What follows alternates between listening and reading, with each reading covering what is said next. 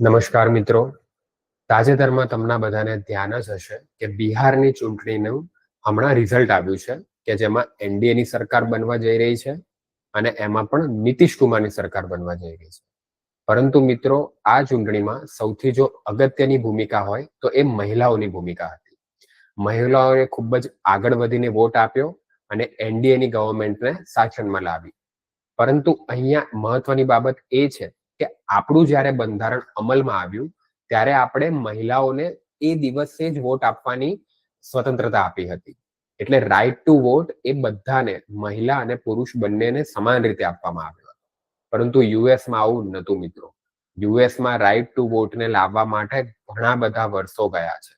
19માં amendment દ્વારા એમાં મહિલાઓને વોટ આપવાનો અધિકાર આપવામાં આવ્યો. તો જરા વિચારો મિત્રો કે આવું પ્રોગ્રેસિવ સ્ટેપ્સ આપણા બધા ભારતીયોને જરૂરથી ખબર હોવું જોઈએ. એટલે તમે આ ફેક્ટને જરૂરથી ધ્યાન રાખજો.